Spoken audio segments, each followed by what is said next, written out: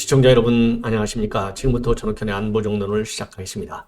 자, 여러분들께 중요한 뉴스, 지금 이 시간에 소개해드릴 내용은 우선 대통령실의 인적 쇄신 규모가 제가도 여러분께 한번 말씀을 드린 바 있는데요. 한 80명 정도에 달할 것이다. 그래서 420명 정도 되는 이 대통령실 직원 중에 20%인 80%에 육박할 것이다 라는 보도가 한번 이미 나온 적이 있는데요. 지금 보도를 보면 거의 그 숫자가 맞는 것 같습니다. 그래서 현재까지 50명 정도가 짐을 싸고 나갔고요. 앞으로도 20명 정도가 더 나갈 것이다. 이런 보도가 있는데요. 이걸 보면 윤석열 대통령이 최근에 말이죠. 대통령실서부터 점검을 잘 해보겠다라고 했는데 이 점검이라고 하는 것이 대단한 이 사정적 측면에서의 이 감찰 결과가 더 세게 작용된 것이 아니겠느냐. 이런 판단이 드는 대목인 것 같고요. 그래서 이 대통령실 내용을 말씀을 드리고 그 다음에는요. 이재명이가 오늘 결국은 출석하지 않겠다라고 해서 출석을 안 하고 그 이유는 뭐라고 할 테냐면 검찰에서 요청한 대로 내가 서면 조사서에 다 답변을 답변을 했다. 그러니까 추가적으로 내가 나갈 필요가 뭐가 있겠느냐 했는데요. 여러분들 일반 국민들 검찰에서 부른다고 서면으로 난 제출할래요. 서면 제출해놓고 이제 부르지 마. 이게 말이나 되는 얘기입니까? 그래서 굉장한 지금 반발 여론이 일어나고 있고요. 그리고 민주당 대변인이 기자들한테 다양한 질문 공세를 받고 제대로 답변을 못해서 민주당 측이 얼마나 지금 옹색한 상황에 빠져 있는지 내용을 또 말씀을 드리겠습니다. 그리고 지금 이재명 당 대표가 말이죠. 검찰에 출석하지 않고 검찰과 이렇게 지금 투쟁하는 모습을 보이는 것이 지금 대통령실 입장에서도 보면 그렇게 썩 나쁜 것은 아니다. 내심으로는 웃고 있다라는 보도까지 나오고 있어요. 자, 웃는다는 얘기까지 보도가 나오면 되겠습니까? 대통령실에서도요, 언론 믿을 수가 없어요. 자기네가 유리하게 쓰기 때문에 설령 웃음이 난다 하더라도 그거는 실 직원들끼리도 조심해야 할 필요가 있겠지만 언론에다 대고 그래도 속으로 우리 웃고 있어. 이 얘기는 좀 안 하는 게 좋은데 어차피 보도가 나왔기 때문에 저도 웃고 있다라는데 왜 웃고 있는 것인지 어디까지는 웃는 것이 좋고 어디까지는 웃는 것이 국민들에게 좀 부담스러운 건지를 또 여러분께 정리해 드리도록 하겠습니다. 자, 그래서 이러한 이재명과 이준석과 관련된 뉴스들을 중점적으로 여러분들께 보도해 드리겠습니다. 우선 대통령실과 관련해서 우선 용산 안에서 24시간 대기한 윤석열 대통령 나름대로 지금 이제 이번에 흰남노의 이 태풍과 관련한 대통령이 처음으로 이제 대통령실에서 24시간 비상근무 체제를 들어간 건데요.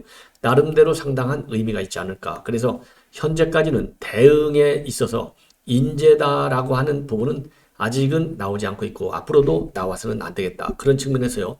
하루만 비상근무하지 마시고 이 태풍 흰남노가 완전히 사라질 때까지 계속해서 비상근무를 해서 이게 일시적인 또 야당에서 말이죠. 이거 이렇게 또 나갈 거예요. 이거 쇼한 거다 또 이렇게 나간다고요. 그러니까 쇼가 아니라 진정으로 우리 국민의 생명과 안전, 재산을 지키는 대통령이라고 하는 것. 즉 헌법적 가치 실현에 굉장히 중요성을 두고 일하는 대통령이라고 하는 그런 이 대통령의 마음가짐을 다시 한번 심어주는 게 좋을 것 같아요.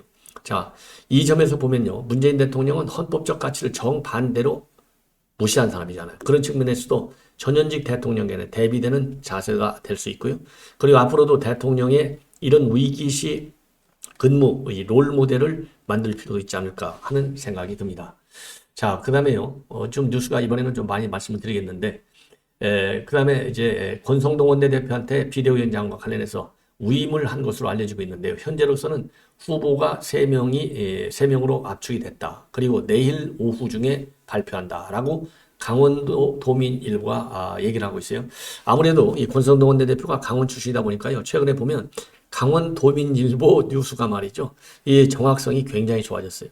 자, 그래서 가장 유력한 후보는 박주선 전 국회 부의장, 공동선대위원장도 했고, 그 다음에 취임 준비위원회 위원장도 했고, 윤석열 대통령과는 20년씩 상당한 신뢰를 받는 인물이다. 그리고요, 이재명과 관련해서요, 검찰에 결국은 참석을 안 했지 않습니까? 소환에 응하지 않았는데, 그래서 우리 여당에서는요, 이게 방탄 참호까지, 즉 방탄조끼가 아니고요, 방탄조끼까지도 서너 개씩이나 딱 차고 있었는데 이것도 모자라가지고 이제는 방탄 참호까지 꽤 찬 것 아니냐. 지금 그래서요, 이제는 추석 때 말이죠. 이재명이가 이렇게 서면 제출한 걸로 딱 손을 털고 소환에 불응한 것이 이 추석 밥상에 굉장히 좋지 않은 영향을 주지 않을까 하는 생각이 듭니다. 자, 그래서 이 김기현 의원이 특히 이러한 얘기를 뭐 많이 했죠. 방탄 참호까지 봤다. 예, 그리고 또 지금 오늘 검찰 소환에 불응한 것과 관련해서 이 권성동 원내대표는 본인이 지혜조건적에 있다고 착각하지 말라라고 비판하고 있고, 박정아 대변인도 정치 탄압을 앞세우면서 소환에 불응한 것은 겁격의 방탄에 의지한 제 법 위에 군림하는 초법적인 존재가 되려는 것이 아니냐. 그리고 참고적으로요, 조홍천 의원도 출석 여부를 두고 의총까지 열려고 하는 거, 이거 굉장히 잘못된 거다. 지금 소환 요구가 올 때마다 그러면 의총을 열겠다는 것이냐 라고 해서요, 굉장히 비판적 시각을 내놓고 있습니다. 자, 그래서 지금 현재 뭐라 그럴까요? 이 선거법상의 허위사실 유포와 관련해서 서면으로 제출해서 손 털려고 하는 민주당에는 지금 역풍이 굉장히 세게 불고 있다. 그리고요, 이준석은 16일 날 경찰에서 소환한다 하는 그런 보도가 나왔는데요. 경찰이 얘기한 대로 16일 소환 조사에 응할 예정으로 있다고 합니다. 그래서 성접대 의혹과 관련해서는 이미 공소권 없다 이렇게 가닥을 잡은 것으로 알려지고 있고요. 다만 2015년까지 선물을 수수한 거, 이거 알선수재 혐의 공소시효는 20일 정도가 남아 있다. 7년이니까. 자, 그리고요, 그 다음에는 또 뭐가 있느냐. 증거인멸 교사 의혹, 7억 투자각서, 이거 하고요. 그 다음에 이 김성진 대표 측으로부터 무고 혐의로 고발된 사건, 이 두 개 사건은 알선수재까지 합쳐서 세 개 사건은 여전히 검찰의 수사선상에 놓여 있다는 점을 말씀을 드립니다. 그리고요, 이준석이가 오늘 어제입니다. 어제 날짜상으로 어제 CBS 라디오에 나와서요, 이 김건희 여사 의혹 제기에 대해서도 사람들이 그런 얘기 하고 있는 거, 이거를 갖다가 또 비판하고 나섰어요.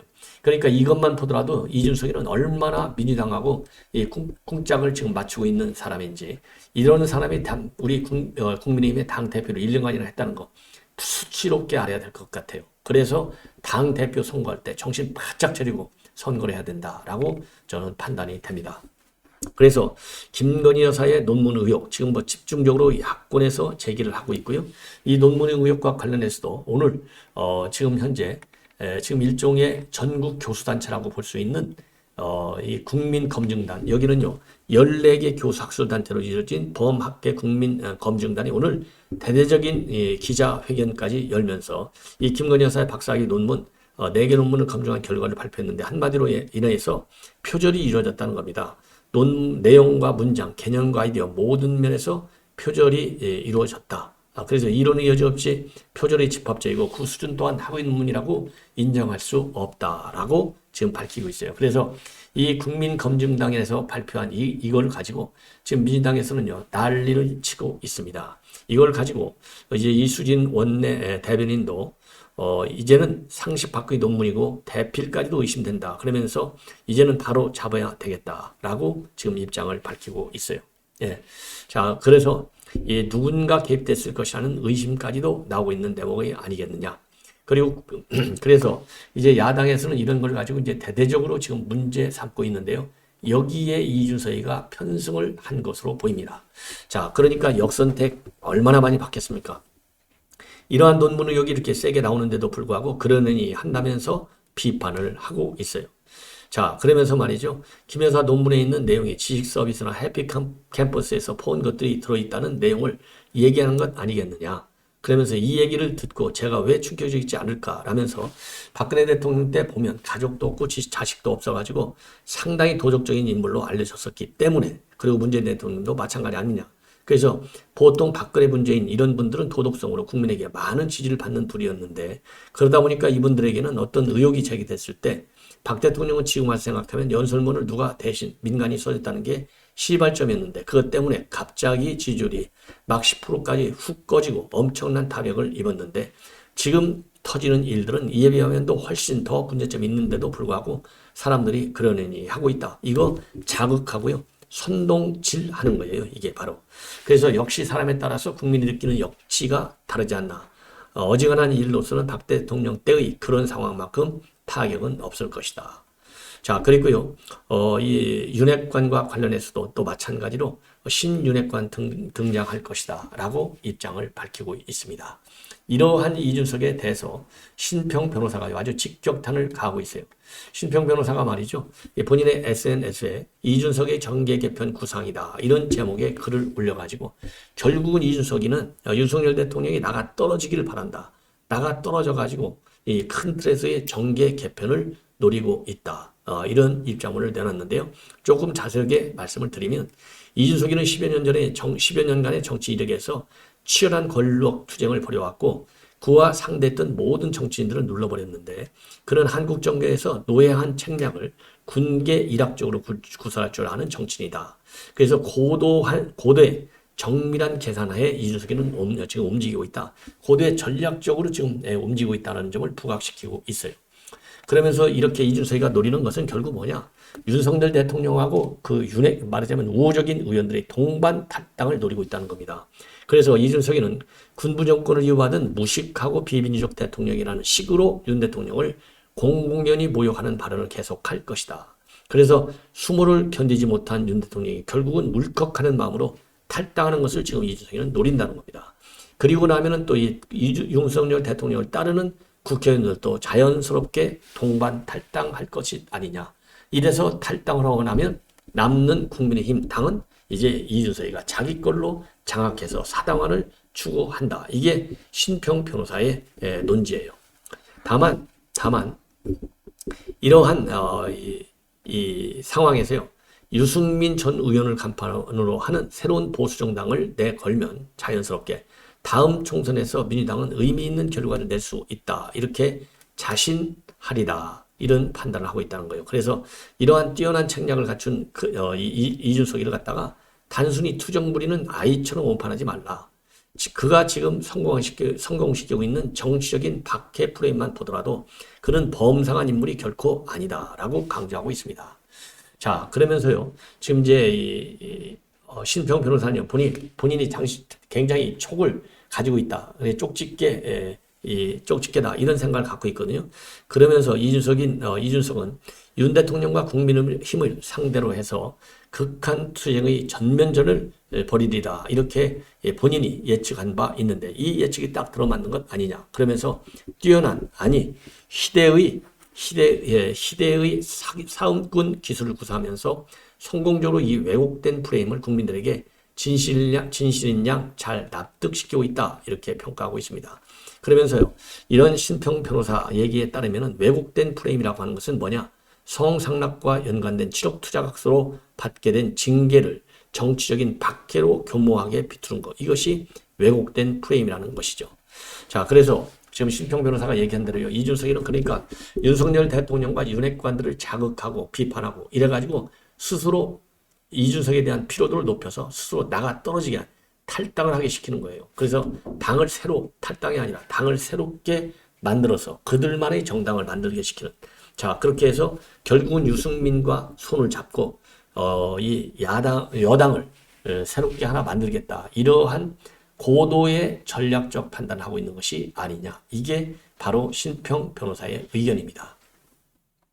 자, 이제는 이재명과 관련된 뉴스를 말씀을 드리겠는데요. 제가 모두에서 말씀드린 대로 이재명이가 이렇게 소환에 응하지 않는 거, 불출석한 거, 썩 나쁘지 않다.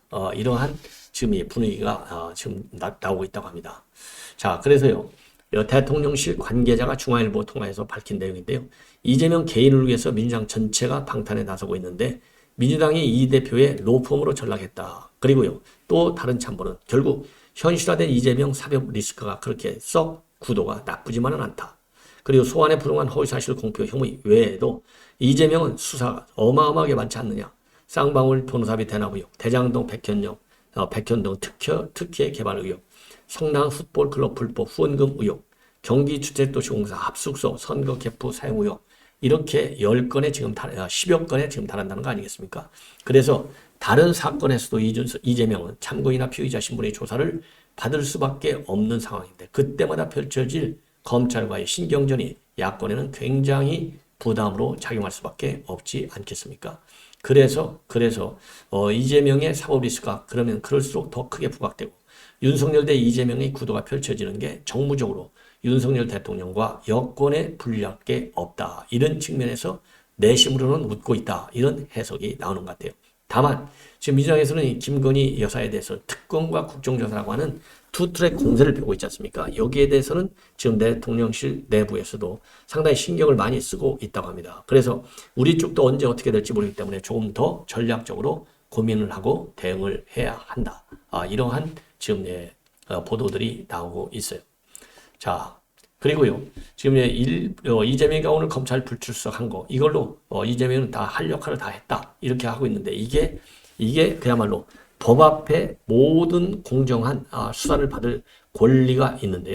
이것만 보더라도 얼마나 이재명이는 특혜적인 입장에서 수사를 받는 건지 충분히 알 수 있는 것 아니겠습니까?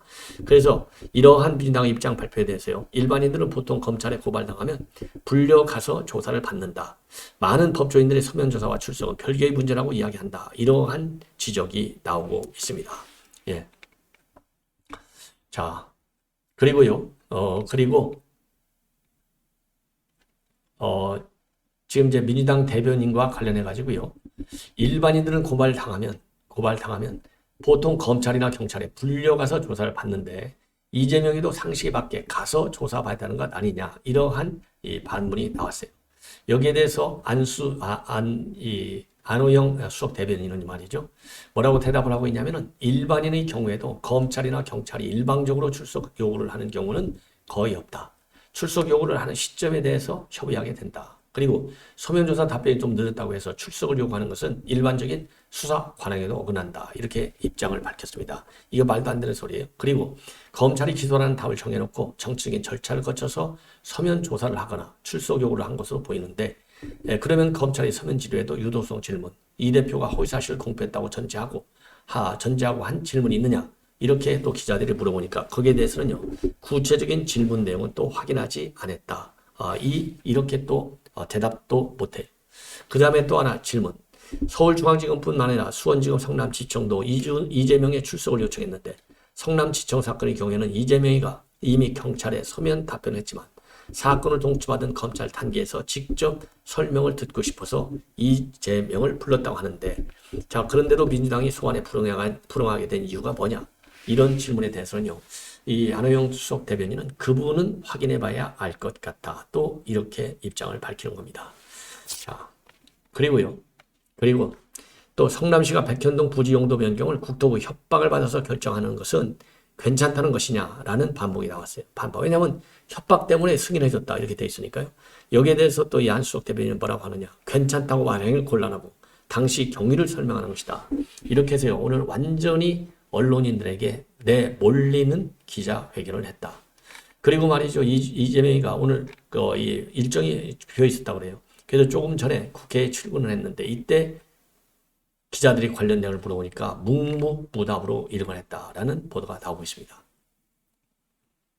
자, 그리고요. 이제는 이재명과 관련해 가지고 정우택 지금 오선 중진 의원이죠. 정우택 의원이 오늘 조선일보의 유튜브 방송에 나와 가지고요. 지금 굉장히 떨고 있을 것이다. 굉장히 떨고 있을 것이다. 왜냐하면 지금 이 정우택 의원도 과거에 선거법 위반 혐의로 인해서 조사를 받았는데요. 신경이 굉장히 많이 쓰이고 불안하답니다. 본인이 겪어봐서 안다는 거예요. 그래서 지금 이재명은 그리고 민주당도 마찬가지로 이번에 지금 이 100만 원 이상의 벌금을 받으면 망하게 된다는 것을 다 알기 때문에 그래서 소환에 불응하고 야당 탄압, 정치 보복이라는 프레임으로 몰고 가고 있다. 이렇게 진단을 하고 있습니다. 그리고 이재명이가 말이죠. 당선되자마자 윤 대통령한테 영수회담 제안했지 않습니까? 이거는 자신의 존재감을 높이고 컨벤션 효과를 키우려고 한 것이겠지만은 사법 리스크와 관련해서 윤 대통령과 막후 빅딜을 하려고 했을 가능성도 없지 않다. 워낙 그런 쪽에 능수능란한 사람이 아니냐. 그리고 지금 이재명과 민주당은요. 지금 제집에 불이 났는데 오히려 윤 대통령과 김건희 여사에 대해서 고발 또는 특검 포화를 먹고 있는데 집불부터 꺼라. 이렇게 하고 있습니다. 그리고 지금요. 이준석 대표가 자꾸 금도를 넘는 발언으로 윤 대통령과 신뢰관계를 금가게 하더니 계속되는 폭주로 이제는 신뢰관계가 완전히 깨져버렸다. 윤 대통령과는 화해하기 힘든 지경까지 왔다. 이렇게 입장을 내놓고 있는데요. 이 부분은 제가 여러분들께 분석해 드린 거하고 흡사한 것 같습니다. 그 다음에요. 대단히 참 유감스러운 게 추미애 전 법무장관. 추미애가 말이죠. 경찰에서 혐의 없음 처분을 받았어요. 바로 뭐냐? 추미애 장관이 과거에 이 줄리 설이 나타났을 때 말이죠. 줄리 목격자가 나타나고 주장한 혐의로 고발 당했어요. 이러한 발언을 했다 그래서 고발을 당했는데 이 수사 요건이 되지 않는다. 그래서 경찰에서는요. 서초경찰서인데 각하 결정을 내렸다고 합니다. 그래서 추미애 장관은요. 과거에 김 여사 과거 유흥주점 목격담을 소개한 유튜브 채널 열린공간TV 주장을 보도한 오마이뉴스 기자를 자신의 페이지에 공유하면서 커튼 뒤에 숨어도 줄리 시절 목격자가 나타났다. 이런 혐의를 가지고 윤석열 캠프 측으로부터 고발을 당했습니다. 자, 고발당해서 결국은 서울경찰청을 거쳐서 서울 서초경찰서에 배당이 됐는데 경찰 관계자는요. 추미애 장관은 왜 이 불송치 결정이 났느냐. 남의 이야기를 인용한 것으로 판단했기 때문에 수사 대상에서 제외됐다는 것이죠. 기소를 인용한 회의로 고소는 됐지만 수사 조건에 미치지 못한다. 이런 취지로 지금 얘기가 했고요. 대신에 줄리 의혹을 제기한 정천수 전 열린공간TV와 제보자 6명을 검찰에 송치했습니다. 그리고 최근에 말이죠. 경찰은 시민 언론 덧탐사, 즉 전에 열린공간TV 사무실과 관계자들의 압수수색을 어제 전부 다 했어요. 왜냐하면 9일이 공소시효 만료이기 때문에 굉장히 지금 급하다. 이런 말씀을 드립니다. 자, 이렇게 해서 말이죠. 이렇게 해서 지금 이제 김건희 여사의 논문 표절과 관련된 얘기까지 여러분들께 자세히 말씀을 드렸습니다. 자, 그리고 또 웃기는 것 중에 하나는 말이죠. 웃기는 것 중에 하나는 김건희 여사에 대한 수사 의지가 없다. 이거를 핑계로 해가지고요. 이원석 검찰총장에 대한 자진 사퇴를 요구하고 있습니다. 자, 이게 민주당의 지금 실체예요. 이렇게 해서 본 방송은 마무리하고 또 잠시 후에 중요한 뉴스를 가지고 여러분들을 찾아뵙도록 하겠습니다. 시청자 여러분들의 많은 시청 부탁드립니다. 대단히 고맙습니다.